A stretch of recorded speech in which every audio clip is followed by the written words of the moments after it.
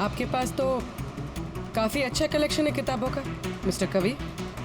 आप लोग यहाँ मुझे बुला लिया होता मैं भी और आ जाता। हम लोग वीडियो चैट भी कर सकते थे फिर से। लगता है आपको हमारे यहाँ पर आना पसंद नहीं आया। जी नहीं, ऐसी बात नहीं है। क्या लेंगे आप लोग, चाय या ठंडा? चाय ठंडा तो बाद में ले लेंगे, फिलहाल तो हम लोग किताबें लेने आए हैं। मिलेगी? हाँ हाँ, क्यों नहीं। बोलिए कौन सी किताब चाहिए आपको? हमें 4 किताबें चाहिए। Bye bye son, the great cyber heist, high like a kite और स्टोन एज। क्या हुआ? किताबों का नाम सुन के नानी याद आ गई? अरे कोई अपने दुकान से इस तरह भागता है भला? मैडम वो लोग बहुत खतरनाक लोग हैं मैडम, वो मुझे मार देंगे। अगर सच नहीं बोलोगे तो फांसी पे चढ़ोगे। शशांक और राजीव के खून के जुर्म। नहीं, मैंने उनका खून नहीं किया, मुझे तो बस उन पर नजर रखने के लिए कहा गया था। किसने कहा था नजर रखने के लिए? कवि! कवि!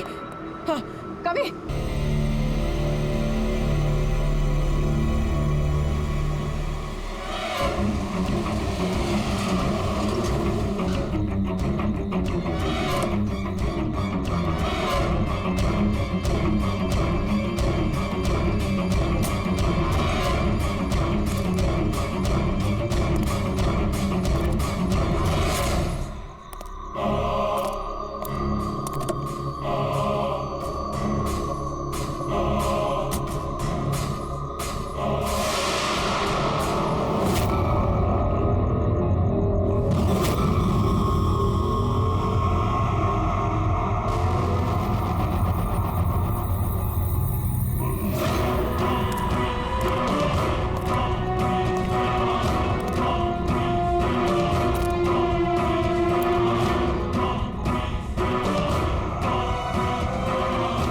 ये क्या चक्कर है? ये लाल बिंदु बार बार मूव क्यों कर रहा है? आंखों ही आंखों में इशारा हो गया, बैठ बैठ जीने का सहारा हो गया।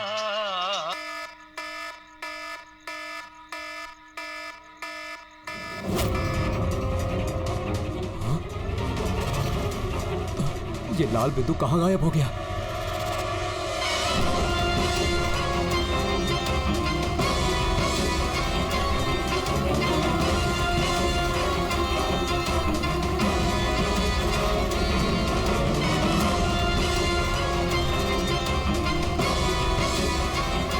ये जो भी है मेरी तरफ ही आ रहा है।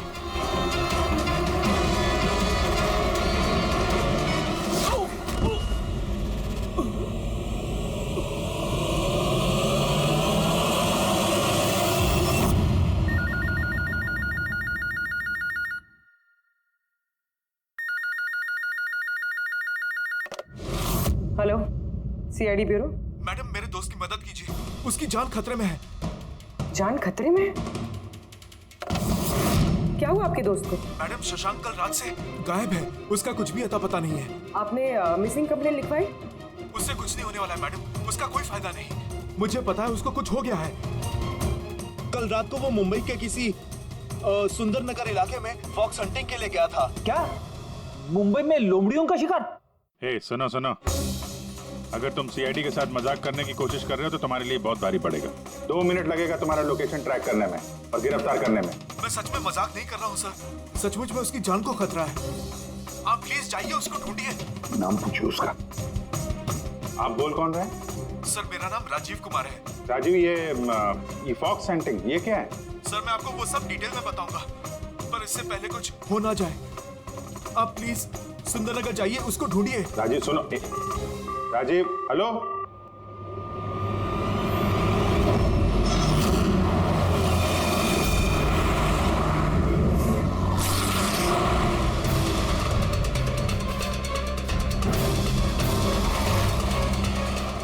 सर एक मिनट, वो गाड़ी पीछे बिल्डिंग में है सर।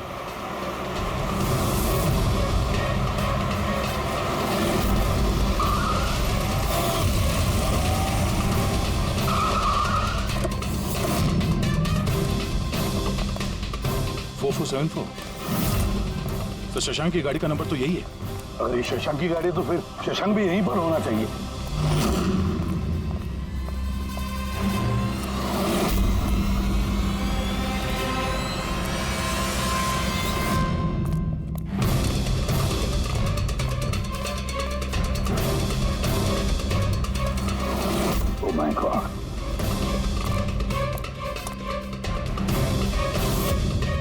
He's dead, sir.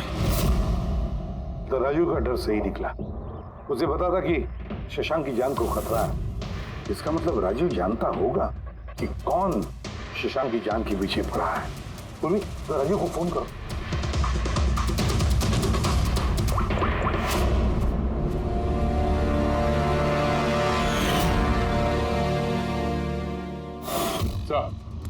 हाँ।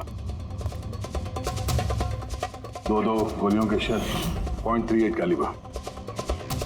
सर ये राजीव फोन नहीं उठा रहा है। सर कहीं इस राजीव की जान को भी खतरा तो नहीं है? सर एक बात समझ में नहीं आ रही सर। शहर के इस इलाके में कोई लोमड़ियों का शिकार करने क्यों आएगा? शिकारी खुद शिकार हो गया। मुझे तो यहाँ दूर दूर तक कोई भी लोमड़ी नजर नहीं आ रही है। रेडी पंकज, चुप रहो। ये फॉक्स हंटिंग सीक्रेट कोड है और इसका राज सिर्फ राजीव ही बता सकता है। राजीव के घर जाके पता लगाना पड़ेगा।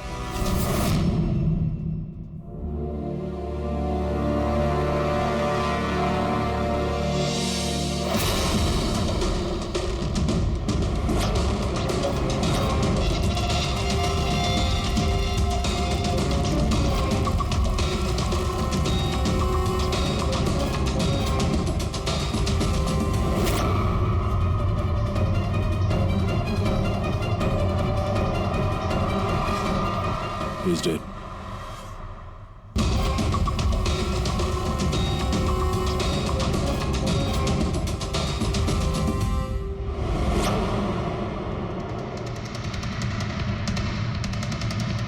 सर राजीव है सर। इसने अपने दोस्त की जान बचाने के लिए हमें फोन किया था और किसी ने इसी को मार दिया। और सर मारा भी शायद उसी गन से। ये देखिए .380 की बुलेट शेल्स, ठीक वैसे ही जैसे शशांक की बॉडी के पास में। ये कोई आपसे दुश्मनी का केस लगता है।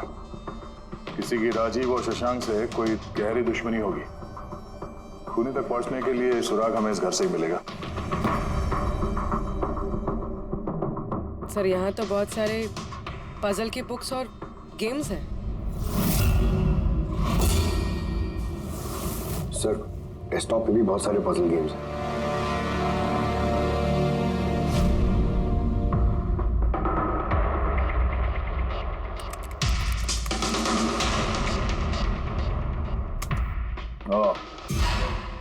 लगता है इस राजीव को पहेलियां सुलझाने का बहुत शौक था।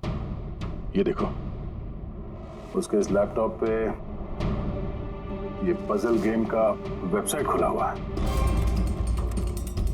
लेकिन सर इस पजल वाली वेबसाइट में है क्या? पूर्वी, लगता है ये वेबसाइट एक ग्रुप की तरह है। ये पजल प्रेमियों का ग्रुप।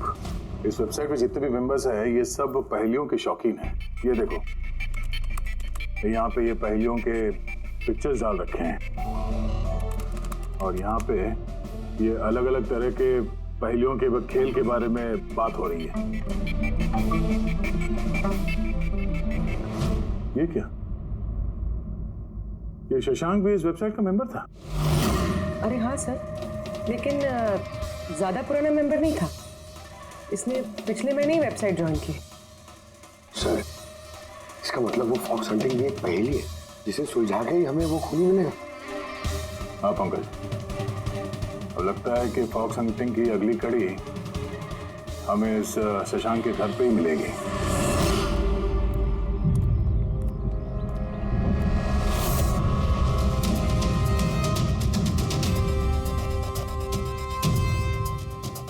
ताला लगा हुआ है दरवाजे में। लगता है शशांक यहाँ अकेला ही रहता है। कमाल है, आज तो शशांक के यहाँ बहुत मेहमान आ रहे हैं।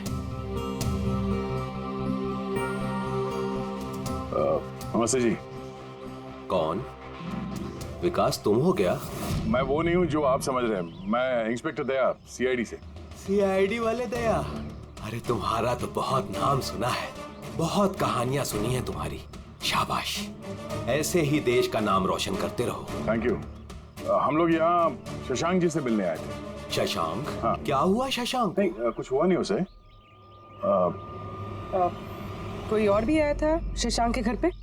हाँ, 20-25 मिनट पहले कोई आया तो था।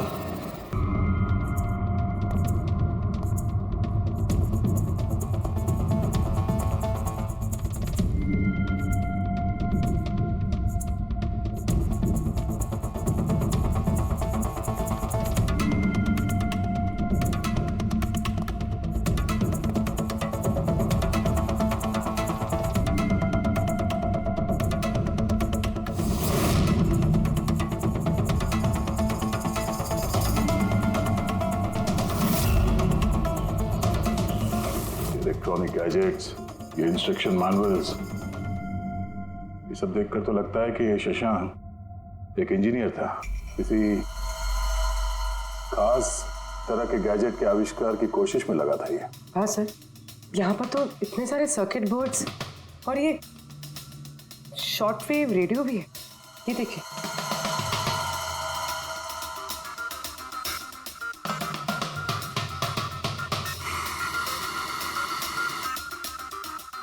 इस जगह पे सामान सब जिस तरह से बिखरा हुआ है, ऐसा लगता है कि यहाँ हमसे पहले कोई आया था इस कमरे की तलाशी के लिए। लगता है वो किसी खास चीज की तलाशी के लिए आया था। सर कहीं वो आदमी तो नहीं जिसके बारे में वो बता रहे थे कि हमसे पहले आया था? सर कहीं इस घर की चाबी तो नहीं है उसके पास? हो सकता है खूनी के पास शशांक के घर की चाबी हो सकती है, मुमकिन है। पर अहम सवाल ये है कि वो यहाँ ढूंढने क्या आया था, और जो चीज वो ढूंढने के लिए आया था वो उसे मिला है या नहीं। लेकिन सर यहाँ पर तो इतना सारा सामान है, हमें पता कैसे चलेगा कि कोई सामान गायब हुआ भी है या नहीं? पूरी पहले तो हमें ये पता करना होगा कि राजीव और शशांक की दोस्ती कितनी गहरी थी, और ऐसे किस चीज में ये लोग फंसे थे जिसकी वजह से इनकी जान चली गई। सर राजीव और शशांक की तो मौत हो चुकी, हमें कैसे पता चलेगा कि उनकी दोस्ती कितनी गहरी थी? पता चलेगा, पजल वाली वेबसाइट के बाकी के मेंबर से पता चलेगा। तो मतलब कभी तुम रोनी, आशीष और प्रकाश शशांक और राजीव के साथ वेबसाइट पर रेगुलरली बातें करते थे? जी एसएम सर। क्या तुम लोगों को किसी पे शक है कि उसने इन दोनों का खून किया? मालूम नहीं सर। अच्छा ये तो मालूम होगा, ये फॉक्स हंटिंग क्या है? सर आपको फॉक्स हंटिंग के बारे में कैसे पता? जाहिर सी बात है, ये लोमड़ी का शिकार तो हो नहीं सकता। असली बात क्या है ये बताओ। सर मतलब समझाना इतना आसान नहीं है, ये एक लंबी कहानी है। शुरू करो कहानी। सर कुछ 1 महीने पहले ही शशांक हमारी वेबसाइट का मेंबर बना था, पर उसे हमारी तरफ पहेलियों का शौक नहीं था। तो फिर? सर दरअसल उसे अलग अलग तरह के गैजेट्स का शौक था, और वो ये दावा करता था कि हमारे सामने एक ऐसी पहेली रखेगा जिसे हम कभी सुलझा नहीं पाएंगे। अच्छा, तो क्या थी वो पहेली? सर उसने खुद का एक शॉर्ट वेव रेडियो बनाया था, और अलग अलग तरह के स्टेशंस को चेक करते करते वो एक खास तरह के स्टेशन पर पहुंचा, जिस स्टेशन का नाम था नंबर स्टेशन। Number station? ये इसका नाम तो कभी सुना नहीं।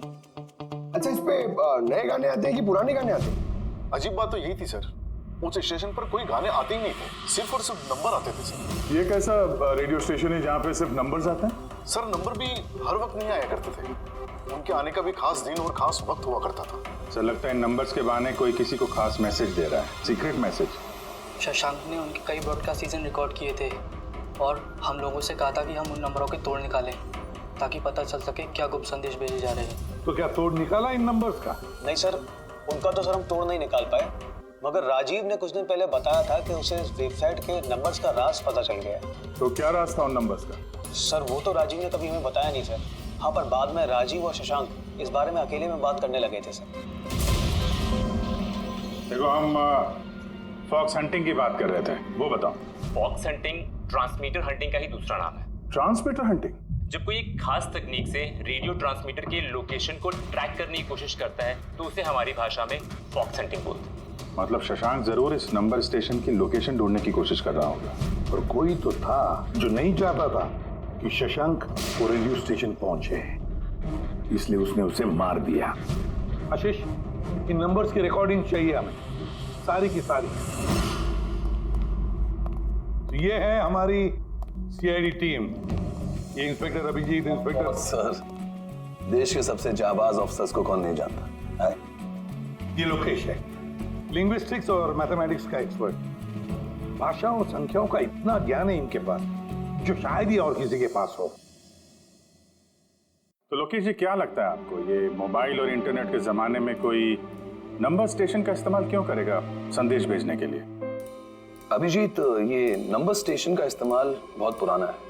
इनफैक्ट सेकेंड वर्ल्ड वॉर में भी कई देश की सेनाएं ये तकनीक यूज करती थी अपने उन एजेंट्स तक पहुंचने के लिए जो दूसरे देशों में थे। हाँ, मानते हैं कि इस वक्त मोबाइल इंटरनेट का जमाना है, पर मोबाइल इंटरनेट से दिए गए मैसेजेस बहुत आसानी से ट्रेस हो सकते हैं। एग्जैक्टली, इसीलिए तो ये वही तरीका इस्तेमाल कर रहे हैं, सेकेंड वर्ल्ड वॉर वाला।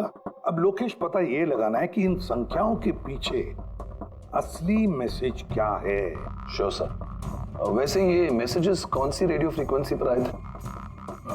3.22 नैनोहर्ट्ज।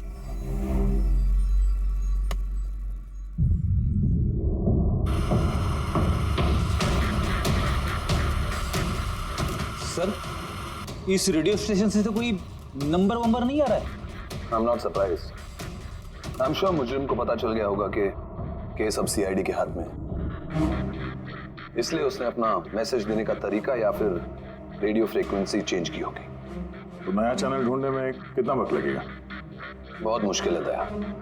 एक नया चैनल ढूंढना मतलब रेगिस्तान में सुई ढूंढने के बराबर है। महीनों या तो सालों भी लग सकता है। नहीं लोकेश, हमारे पास वक्त भी नहीं है उतना। एक काम करते हैं, पुराने रिकॉर्डेड मैसेजेस सुनते हैं।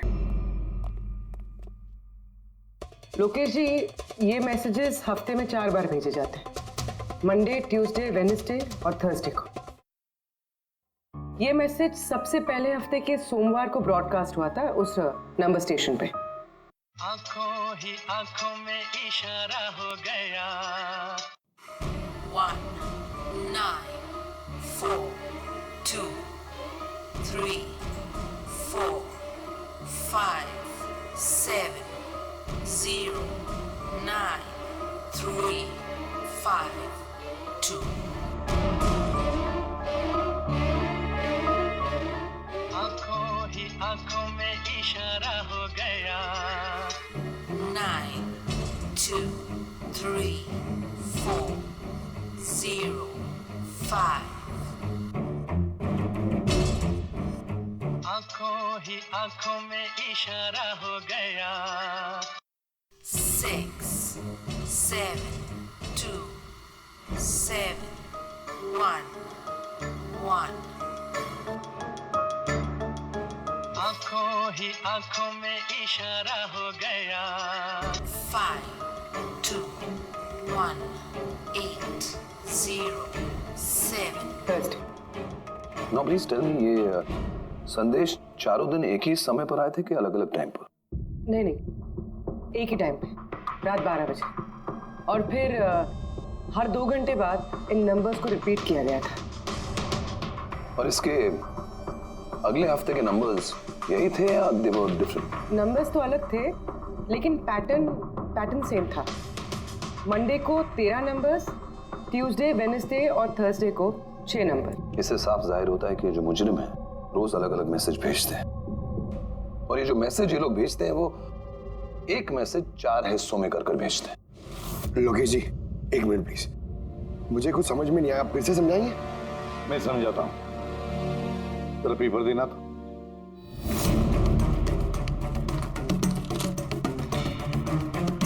मान लो ये पूरा कागज एक मैसेज है, एक। इसके हम 4 हिस्से करेंगे। अब इस एक कागज के 4 टुकड़े हो गए, 4 हिस्से, मतलब एक मैसेज के 4 हिस्से हो गए, है ना? ये देखो,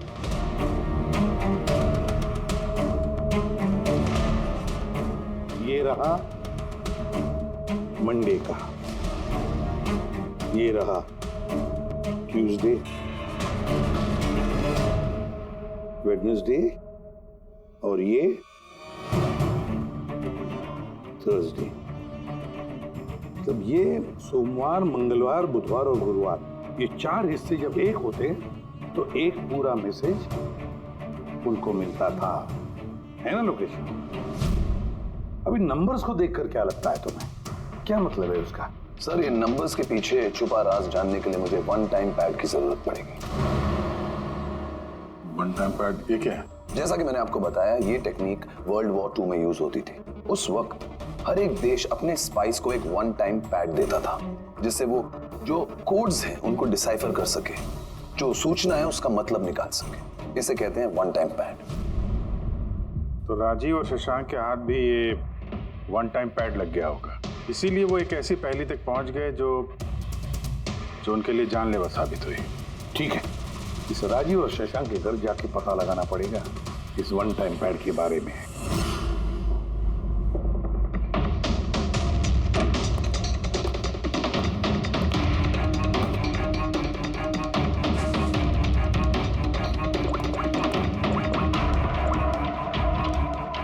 हेलो अभिजीत सर, यहाँ पर तो कोई कागज नहीं है। आपको कोई कागज मिला? हम लोग शशांक के घर में ही हैं, देख रहे हैं।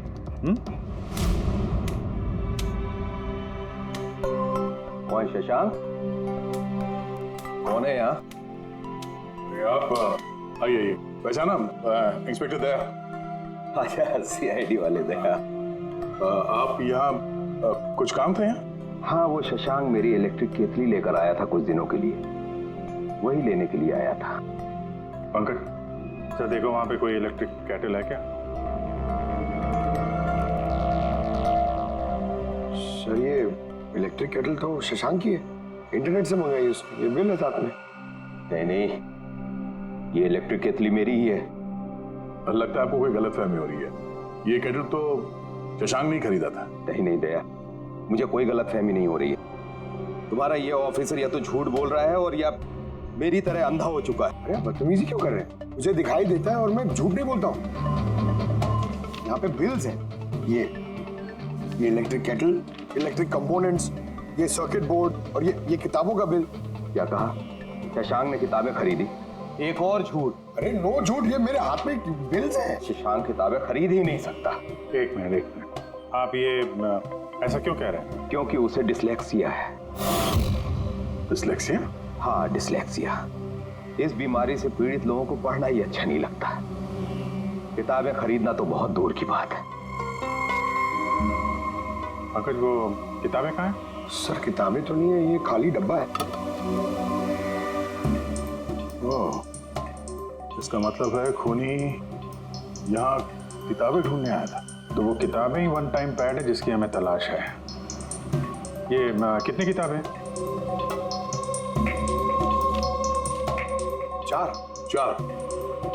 चार हफ्ते के लिए 4 किताबें।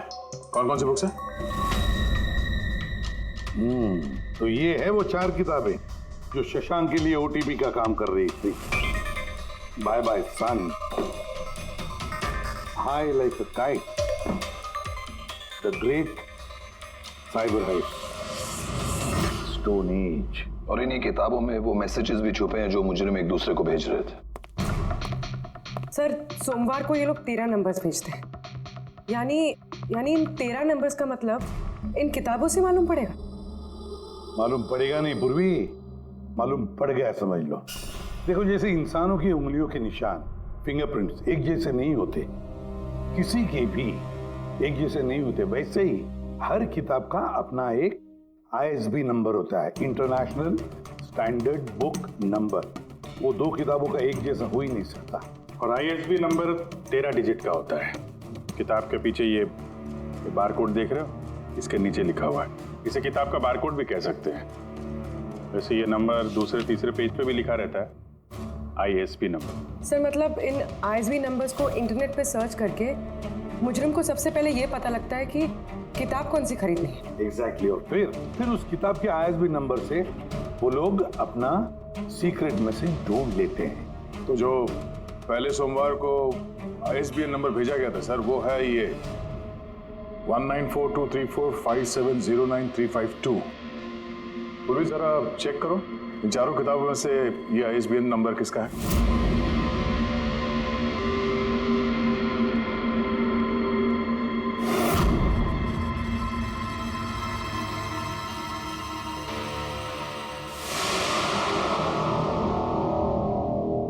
सर ये ISB नंबर बाय सन से मैच होता है। अरे वाह सर, ये तो बहुत आसान है, इसे तो कोई भी समझ सकता है। एग्जैक्टली। इसी तरह हफ्ते के बाकी 3 नंबर भी डिकोड किए जा सकते हैं। मतलब मंडे के दिन का तो उनको सीक्रेट मैसेज का पता चली गया, लेकिन बाकी 3 दिनों में किताब के पेज नंबर से, लाइन नंबर से और वर्ड नंबर से उन्हें मैसेज पता चल जाता।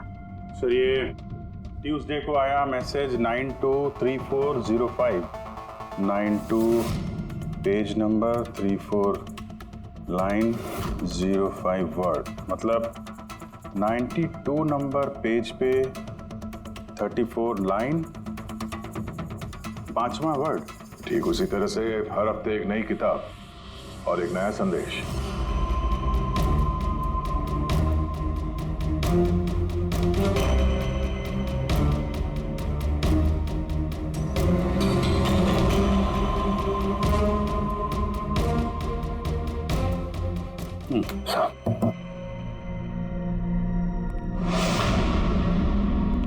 पूर्वी yes sir.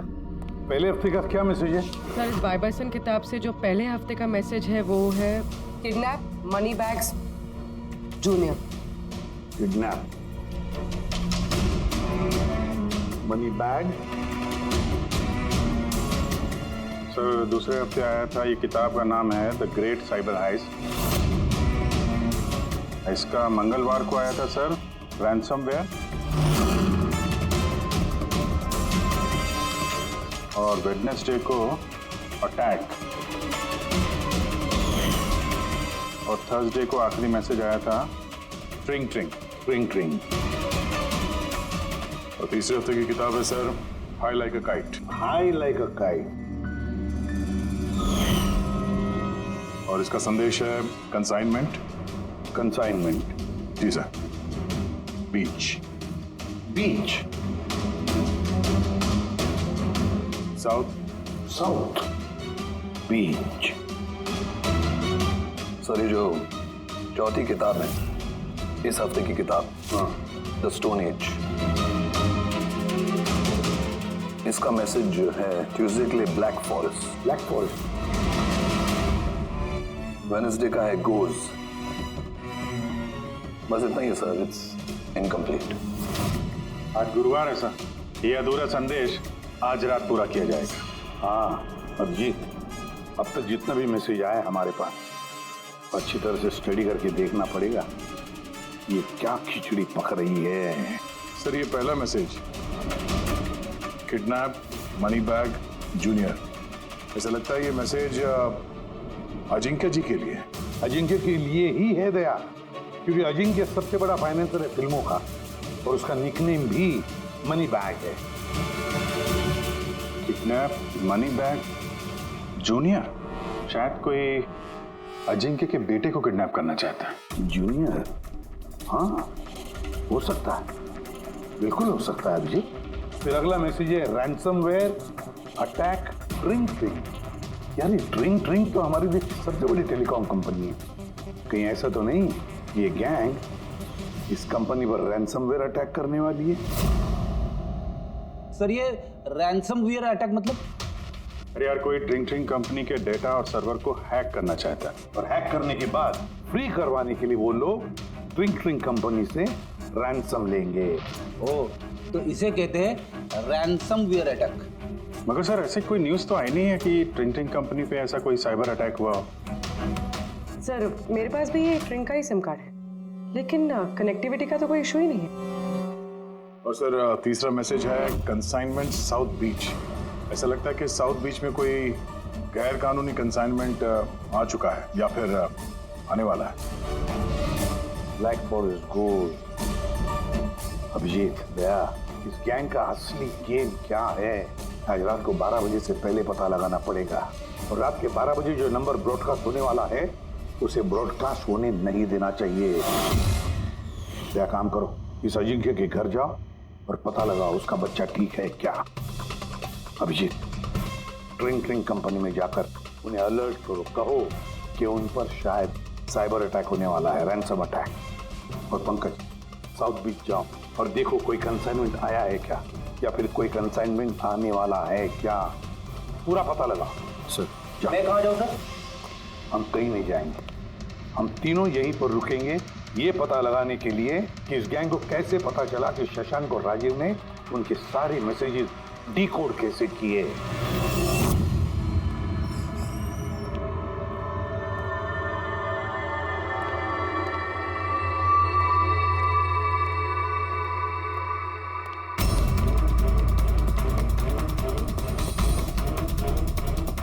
Personal files encrypted. Encrypted? Sir क्या चाहिए सर? किसे मिलना है आपको? फिलहाल सबसे सीनियर कौन है इस ऑफिस में? सर सभी सीनियर्स यहीं पे है, सीईओ और कंपनी के मालिक भी यहीं पे है, बट अभी वो लोग एक अर्जेंट मीटिंग में बिजी है। कहाँ चल रही मीटिंग?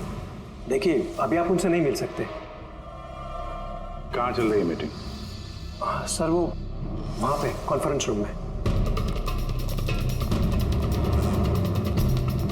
किसी को कानो कान खबर खबर नहीं होनी चाहिए इस अटैक की। मीडिया वालों को तो बिल्कुल नहीं तो मार्केट में हमारा नाम खराब हो जाएगा।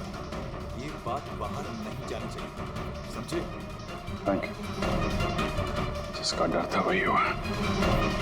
गैंग कामयाब हो गया इस अटैक में। हेलो दया। अब देखते हैं शशांक के बाद और कौन कौन से लोग इस वेबसाइट के मेंबर बने हैं।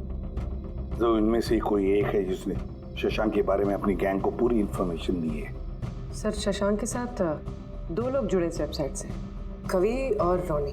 कवि और रोनी, इनकी डिटेल है क्या? देखो सर ये कवि थाने में रहता है और इसकी किताबों की एक दुकान है। कवि की किताबों की दुकान है तो फिर उसके लिए ISB नंबर, मेरा मतलब है इंटरनेशनल स्टैंडर्ड बुक नंबर का इंतजाम करना तो बाएं हाथ का खेल है। और ये रोनी वो क्या करता है? सर रोनी पुणे के कॉल सेंटर में काम करता है। जरूर इन दोनों में से कोई एक है जो शशांक और राजीव की मौत का जिम्मेदार है और वही अपनी गैंग की नई रेडियो फ्रीक्वेंसी भी जानता होगा। सर अगर हमें इस गैंग की नई रेडियो फ्रीक्वेंसी का पता चल जाए तो एक पावरफुल ट्रांसमीटर से हम उनकी लोकेशन भी जान सकते हैं। लोकेशन रेडियो फ्रीक्वेंसी का बंदोबस्त हो जाएगा, मगर ये पावरफुल ट्रांसमीटर का क्या? सर मेरे कुछ कनेक्शंस हैं, मैं उनसे बात करके हमारे लिए एक ट्रांसमीटर बनवा सकता हूँ। ग्रेट, तो फिर बनवाता। और फ्रेडी, दया को फोन करके पूछो अजिंक्य के बारे में क्या पता चला। आप कॉफी लेंगे? No thanks. वैसे ये आपके घर के बाहर इतनी सिक्योरिटी हमेशा रहती है या आज कुछ खास बात है? हाँ, ये सिक्योरिटी हमेशा रहती है। आप तो जानते ही हैं फैन लोगों को, कितनी बार ये घर के अंदर घुस आते हैं। क्या? नहीं, एक्टर्स के घर के बाहर फैन की भीड़ तो सुनी थी मैंने, मगर एक फाइनेंसर पहली बार सुन रहा हूँ। आपने यहाँ आने की वजह नहीं बताई? अरे हाँ, वो मैं आपके बेटे अजीत से मिलने आया हूँ। अजीत से? मगर क्यों? क्या उससे कोई गुनाह हो गया है? नहीं, बस एक रूटीन इंक्वायरी है। मतलब? सॉरी, मैं वो आपको नहीं बता सकता, मैं अजीत को बताऊंगा। अजीत की तबीयत ठीक नहीं है। तबीयत खराब है या वो किडनैप हो गया? किडनैप? What nonsense! देखिए अजिंक्य जी, उन अपराधियों के दबाव में आके आप CID से झूठ मत बोलिए। हमें खबर मिली है कि एक गैंग है जो आपके बेटे अजीत को किडनैप करना चाहती है। अजीत कहाँ है इस वक्त? वो घर पे ही है। मैं उसे देखना चाहता हूँ अभी। रामो,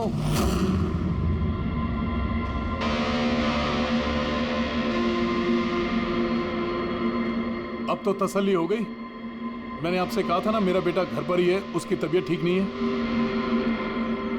जाओ बेटा, कमरे में जाके आराम करो। एक मिनट,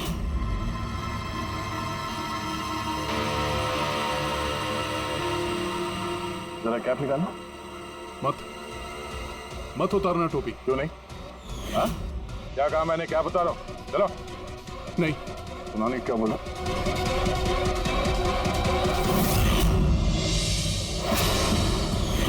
तो तुम्हारे कान को क्या हुआ? हाँ? क्या हुआ क्या ये? आपको इसकी जो किडनैपिंग की खबर मिली है वो बिल्कुल सच है, मगर अफसोस बहुत देर के बाद मिली। इसका किडनैप तो 3 हफ्ते पहले ही हो चुका था। 100 करोड़ रुपए देने पड़े मुझे उस किडनैपर को मेरे बेटे की जान बचाने के लिए। और उन लोगों ने चोट पहुंचाई इसे? उन्होंने पहले ही इसका एक कान काट कर मुझे भेज दिया था और फोन करके कहा कि अगर मैं पुलिस को कुछ भी बताऊंगा तो मेरे बेटे की जान ले सकते हैं वो लोग। I am so sorry. आपके बेटे के साथ जो हुआ वो तो हम बदल नहीं सकते हैं, पर मैं आपसे वादा करता हूँ उन मुजरिमों ने जो किया है उसकी सजा उन्हें जरूर मिलेगी। भगवान के लिए ऐसा कुछ मत करना। अगर उनको पता चला कि मैंने CID को सब कुछ बता दिया तो मेरे बेटे की जान भी ले सकते हैं। ऐसा कुछ नहीं होगा, मगर आपको हमें पहले ही बता देना चाहिए था। क्या गारंटी है कि ये सब करने के बाद वो किसी और मासूम के साथ ऐसा कुछ नहीं करेंगे? हाँ?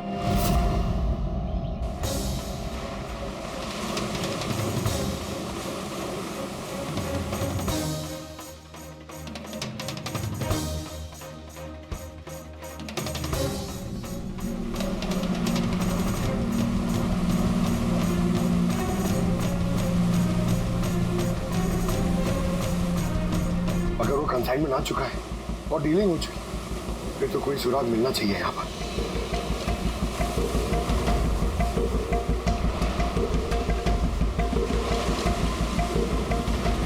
ये निशान कैसे? इन्हें देख के तो लगता है जैसे कि कोई बहुत भारी सामान या डब्बा घसीटा गया है। और कोई सामान तो यहाँ पे नहीं दिख रहा। शायद कंसाइनमेंट ही होगा।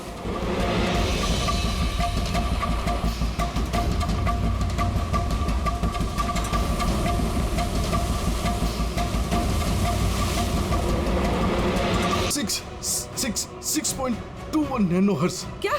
लेकिन कभी 6.21 नैनोहर्ट्ज। अब इससे पहले कि इस हफ्ते का आखिरी संदेश वो लोग भेजे और एक जुर्म करें, हमें इस गैंग को रोकना होगा। और सर, जितने भी जुर्म इस गैंग ने किए हैं सब के सब वीकेंड में किए हैं। शुक्रवार, शनिवार, रविवार। हाँ, मतलब गुरुवार के दिन आखिरी संदेश आ जाएगा और फिर फ्राइडे और सैटरडे, शुक्रवार और शनिवार के दिन वो लोग जुर्म कर देंगे। और सर, जुर्म सिर्फ एक तरीके का नहीं है, अलग अलग तरह का। ये kidnapping, cyber extortion. Sir forensic lab से आ रहा हूँ। डॉक्टर सालुंके को रेत से कोकेन की ट्रेसेस मिले सर। माय गॉड, बीच में ड्रग स्मगलिंग चल रही है। न जाने किन किन गुनाहों से जुड़ी हुई है ये गैंग। देश की सुरक्षा को ध्यान में रखते हुए हमें इस गैंग को जल्द से जल्द खत्म करना ही होगा। Sir, transmitter 6.21 nanohertz, right? 6.21 nanohertz. तो हम इस गैंग के रेडियो फ्रीक्वेंसी तक पहुंच सकते हैं। अब आएगा मजा। अब हम फॉक्स हंटिंग करेंगे।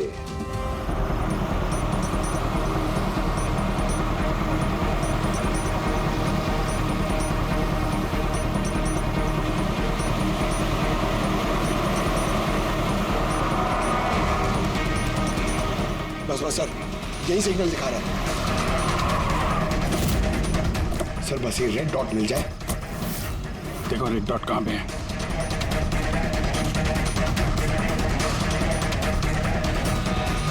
सर 12 बज रहे हैं। ये ब्रॉडकास्ट किसी भी वक्त हो सकता है।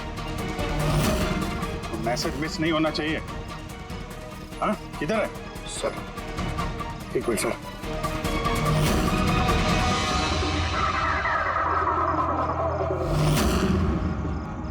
सर हाँ, एक मिनट सर, इधर है सर। आंखों ही आंखों में इशारा हो गया। 9, 2, 2, 3, 0, 9.